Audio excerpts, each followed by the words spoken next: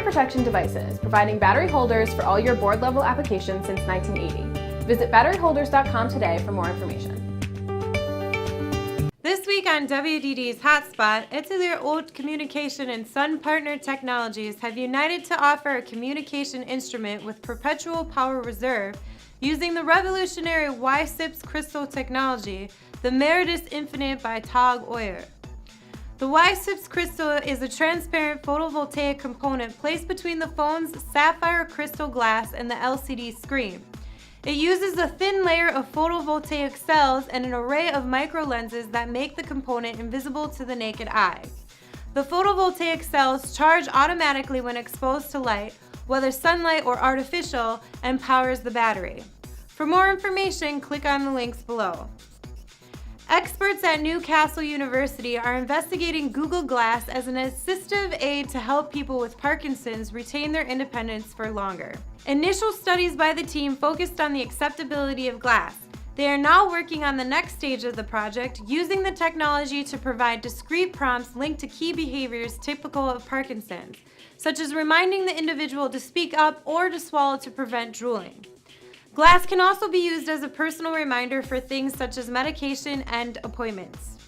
The team will also be exploring how the motion sensors in glass can be used to support people with freezing, a behavior caused by motor blocking, a common symptom of Parkinson's.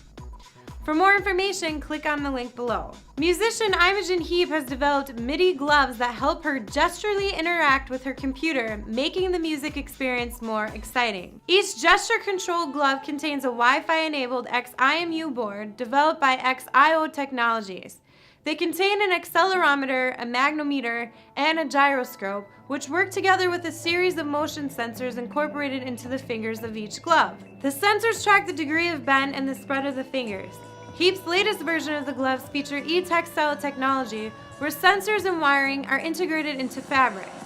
She is now exploring how to make further use of electronically conducting textiles to reduce the number of hard components in the gloves. For more information, click on the link below. And finally, Stanford University is designing a game controller that taps into players' emotions by gauging their brain activity. Corey McCall, a doctoral candidate at Stanford, popped the back panel off an Xbox 360 controller and replaced it with a 3D printed plastic module packed with sensors.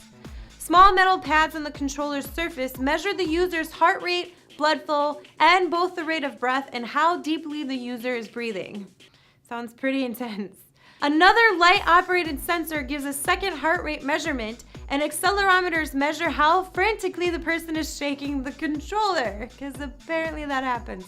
So, if a dozen ravenous zombies just aren't doing it for you anymore, the controller picks up on your boredom and adapts the game to pique your interest. So, it will throw more ravenous zombies at you, because going outside nowadays just isn't interesting anymore. I don't get video games. Well, I get them. I just don't shake my controller and yell at the TV.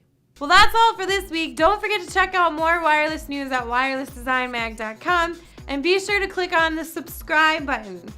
Come check us out on Facebook and Twitter, and also don't forget this year we'll be at IMS with a lot of cool stuff, so stay tuned. It's gonna be great. It's gonna be cool, I promise. For WDD, I'm Megan Zimba, and I'll see you next time in the Hotspot.